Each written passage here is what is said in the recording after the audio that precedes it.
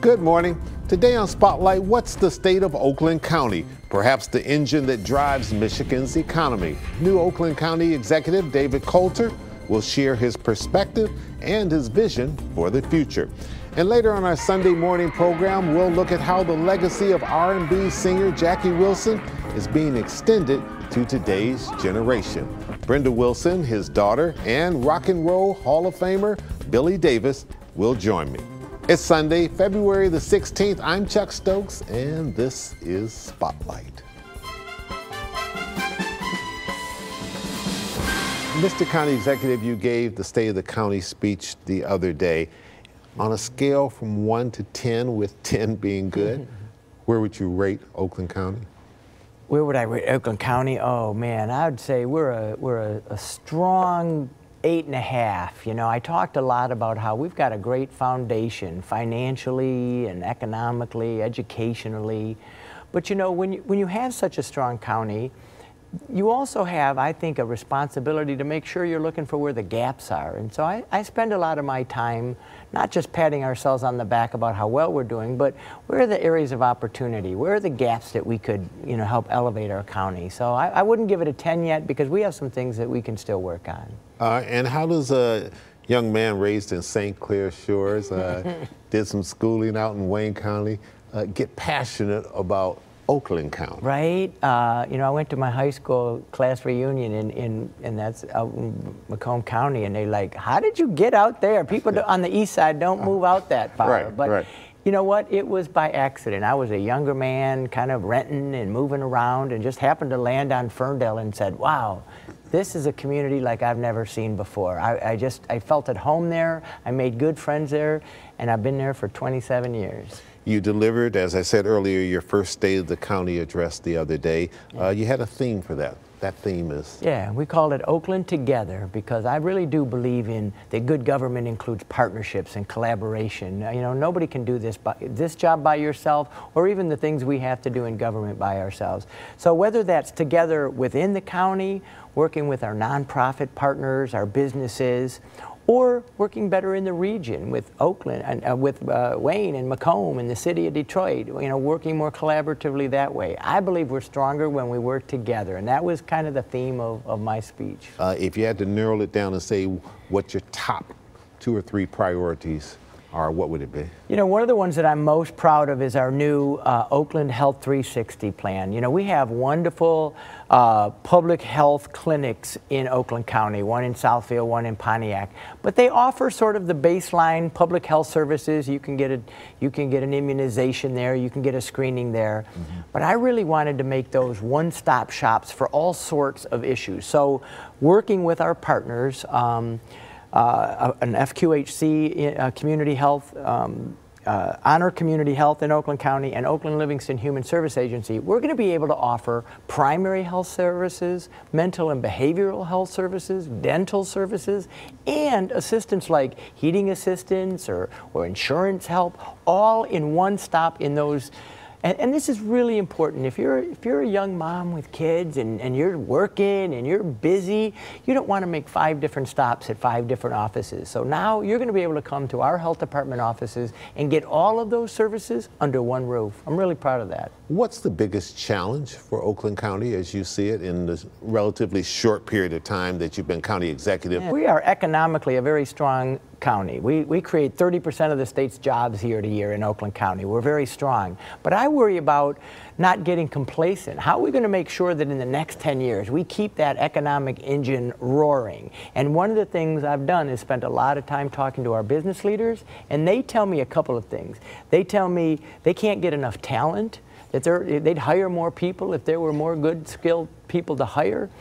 Transit is an issue, which is why I talk about transit. Young people need different mobility options to get to these jobs. And so they have concerns, and that concerns me. We can't be complacent and expect to stay the economic engine of Michigan. How much pressure do you feel as the new county executive filling the remainder of L. Brooks Patterson's term? And he was a champion of saying, I'm conservative, I want to be fiscally responsible. We're the engine that drives Michigan's economy, whether it's true or not. He certainly would always say it. but yet you've also got pretty good list of programs that you want to institute that weren't necessarily there before. Anytime you talk programs, you're talking money. How do you strike that balance? You know, I would tell people, you know, look what I did as mayor of Ferndale for 9 years. You know, we're a pretty progressive city and we did some pretty progressive things, but we were also fiscally responsible, and I think you can be both. I lowered taxes twice in my 9 years as mayor. We improved our bond rating twice. I think you can be fiscally responsible and advocate for progressive policies that make people's lives better. I have a record of doing that, and I think we can do that at the county as well. And you think you can do that and keep your Democratic colleagues from saying, hey, you aren't giving us enough on this side of the fence, the political fence? You know, that's a great question, because our county commission is 11-10, Democrat and Republican. Right. So, and you got in by 1 vote. And I got in by 1 vote. But you know what? When I got there, I said, we're about to pass the budget, and there was a lot of stuff that people wanted to see in that budget or didn't want to see in that budget. And I said, I want to pass the budget unanimously. That's important to me. We used to do that when I was on the county commission. And you know what? We worked hard together for 3 weeks, really hard together, and we passed our 3-year balanced budget unanimously. We'll come right back with some more questions to the relatively new Oakland County Executive. Stay with us.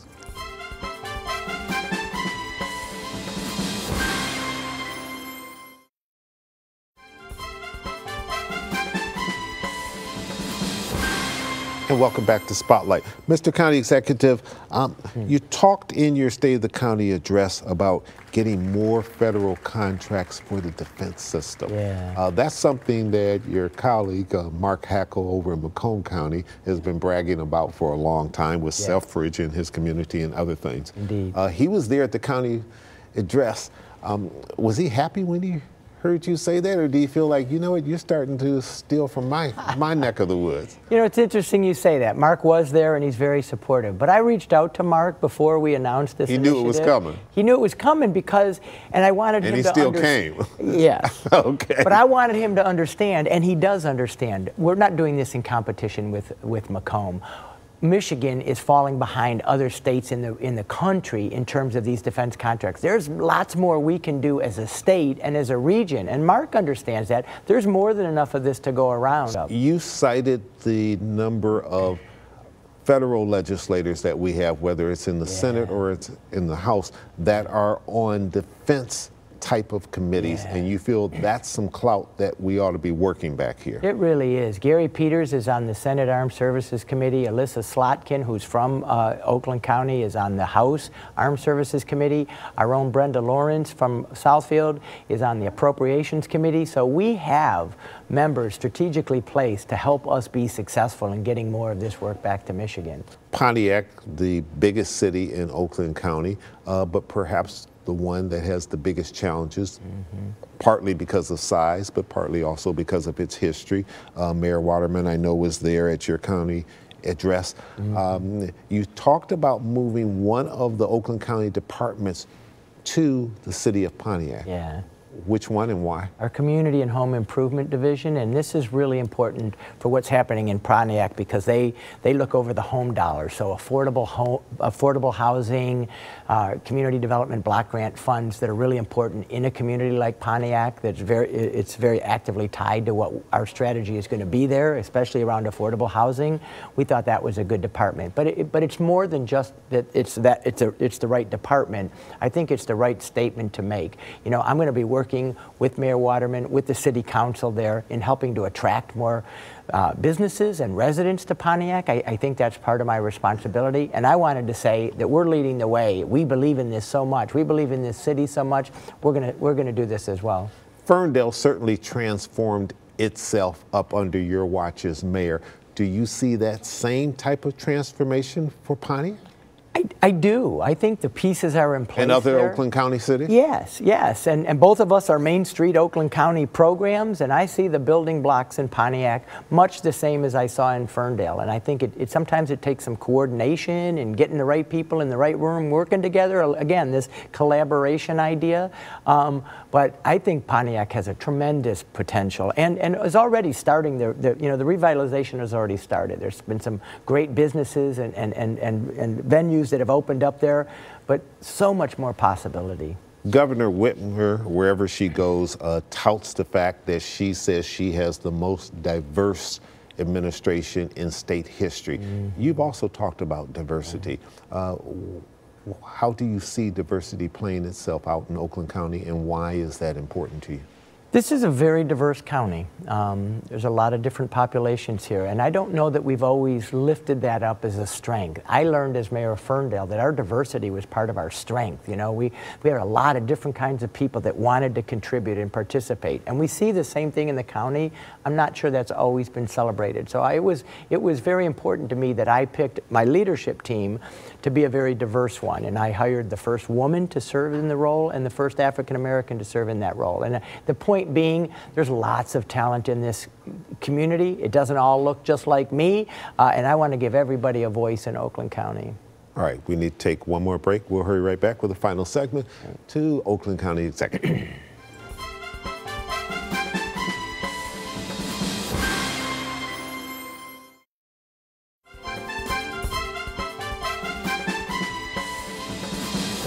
Mr. County Executive, education. How do you see that playing out in Oakland County? These days, you need more than a high school diploma to get have a good career. And so the governor, I was really proud of what the governor did last year. She set a goal of having 60% of Michigan adults have a post-secondary degree or certification, so a building trades, a skilled trades certification. I thought that was a really great goal, and frankly, I was surprised that we're the only state in the Midwest that didn't have a goal.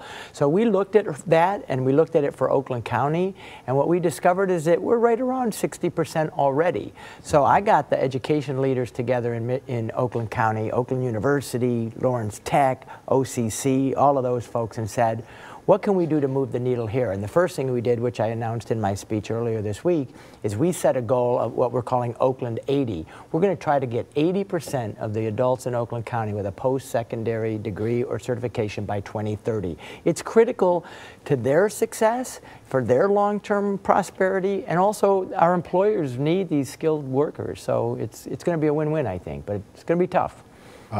If there's an Achilles heel to this region, a lot of people believe it is mass transit. For some saying tying into House Bill 5229 on the House side, which is introduced by a Republican. But how does that jive with those who are watching their pocketbook and say, we are tired of people dipping into our pockets? Yeah. Well, ultimately the voters are going to get to decide if the price tag is right and there's enough value in the plan. But my job, I think, at this point is to work with those other leaders and try to craft a plan that offers value for this region, that offers comprehensive transit service for all the people that need it, all the way to the airport, like you said, all the way to Ann Arbor. And then the voters will ultimately decide if the price tag is right. We're going to try to keep that as low as possible. But do you sense that the attitude is changing in Oakland County, and that this may be something that residents will embrace if they see the value of it? I do. I think there's an increased recognition on the importance of transit. When we looked at the other regions of the country that have made significant investments in transit, places like Denver and Columbus and Indianapolis, they've seen their population grow 17% over the last decade. Metro Detroit's population has declined 6%. A big part of that is young people who graduate and move to Chicago and Denver and all of these other cities, not just for transit, but that's one thing that they're looking for, different transit mobility options. And I think there's a growing recognition that if we're going to keep those people here and attract people to our region, we have to offer more different types of transit options. I don't want to create friction between you and Mark Hackel, but what's your attitude about Macomb County? Because there's a decent number of people who feel like, what? Macomb County, you're sort of holding the region back with your attitudes. Do you see it that way, or do you feel like, no, they're independent and maybe they see it right and the rest of the counties don't? I don't think it's a matter of being right and wrong. It's about being right for Macomb and right for Oakland. And Mark and the commission there have made the decision that joining a transit plan right now isn't the right decision for Macomb. I respect that. Mark is a master politician who reads the tea leaves in Macomb County very well. I think they're a little different in Oakland and in the others. But what we've also said to Mark is, look, at any time when you think the county is ready or your board thinks the county is ready, opt in. We'll welcome you with open arms. So we're not scolding Mark for that. Yeah, we respect his decision. He thinks there's enough transit options for his residents right now. We respect that, but we're going to do what we call the coalition of the willing. For those counties and cities who want to be in, we're going to move in a different direction. Final question: when you went into this position, interim, you said you just wanted to fill the term. Now you're saying I want the whole 4 years. What changed? So let me just correct that. I didn't say I only wanted to fill the term. I said I want some time to see how this is going to go. I really want to see what the job is like, see if I can be successful, see if I can recruit a good staff to come help me do this. And frankly, I've been really grateful that the people I've been able to hire, the issues that we've been able to work on. I finally decided, nope, you know what? I'd like to stick around and see some of these initiatives to fruition, and it's going to take me longer. But I never said I wouldn't do it. But I said I wanted to think about it, and that's what I did. I took some time to think about it and made the decision that I like this job. All right, you expect it to be a tough race, and you're ready for it? Yeah, absolutely. Right. I'm a competitive person by nature, so we'll do what we need to do. All right, Dave Coulter, thanks so much for coming in. We'll get you back. Love it. You got a campaign trail that you got to be on, and that's coming around the corner, but it's good to be able to have you one-on-one, help give your vision of Oakland County. I really enjoyed it. Thanks, John. All right. And coming up, we'll turn our attention to Black History Month, and Brenda Wilson, the daughter of the legendary singer Jackie Wilson, will be here with Billy Davis to talk about a very special legacy event. Stay with us.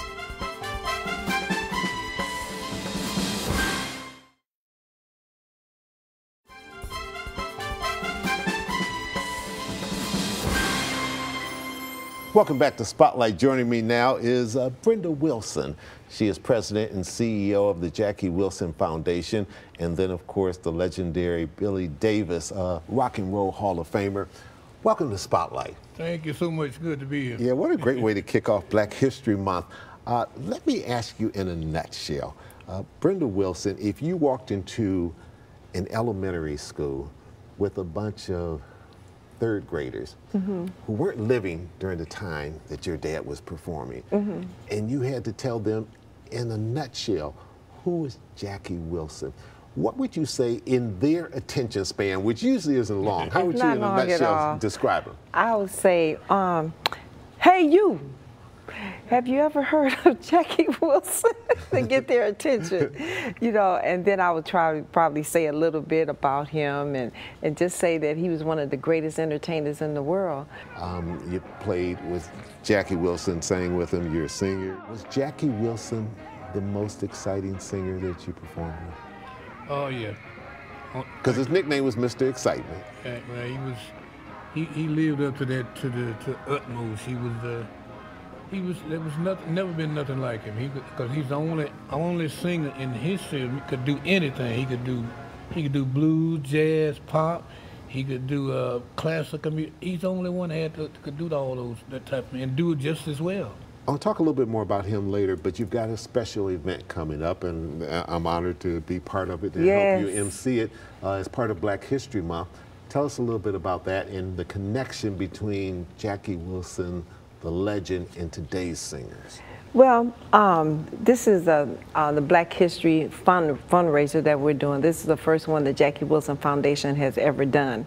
And so when I thought about when putting this together, I thought about offsprings of legends, okay? And so thinking about offsprings of legends, I was saying today's time, a lot of the legends that came up and made a significant impact in the music industry, a lot of our young people don't know. And then a lot of the older people that are familiar with them, like a Muddy Waters and a Benny King and a Jimmy Reed and things like that, they don't know what their children are doing.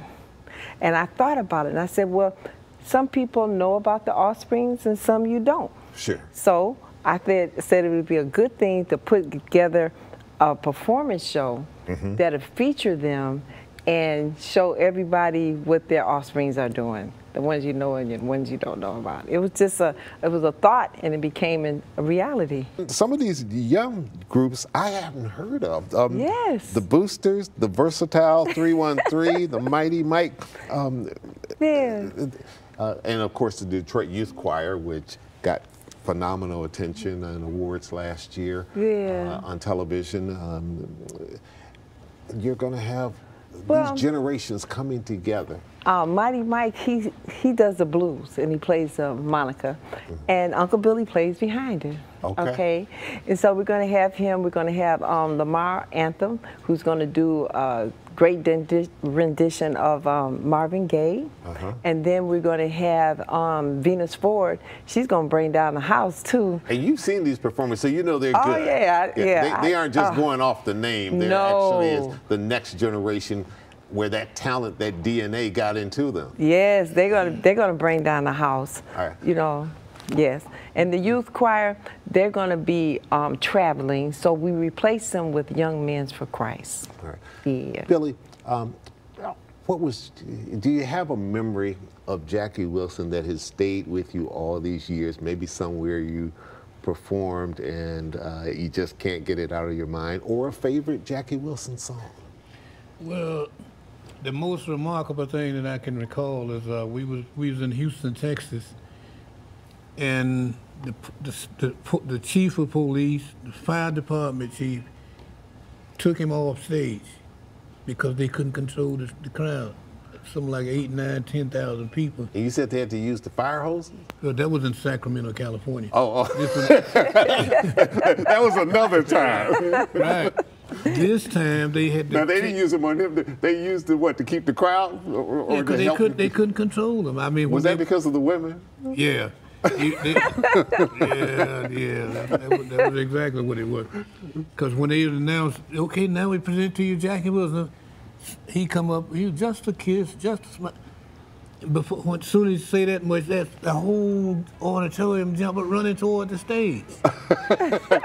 Well, he was a good-looking guy. Yeah. And then they eventually had to take him off because they told him, so you can't let him. They couldn't let him perform there. They couldn't control. Wow. As oftentimes in the world of entertainment, these entertainers, they were characters. Your dad was a character. You said you said what? Papa was a Rolling Stone. Wherever he played his hat was his home.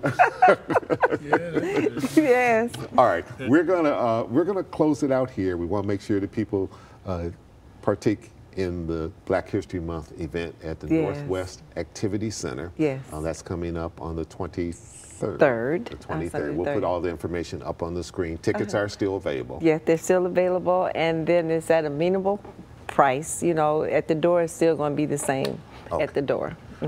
Okay. Want to thank you for coming in. We're going to continue this conversation on our website. We're going to close out Spotlight here. We hope you have a great week, but click over to WXYZ.com, and we're going to really talk about Jackie Wilson. We'll be back next week with more newsmakers in the Spotlight. We hope you have a great week.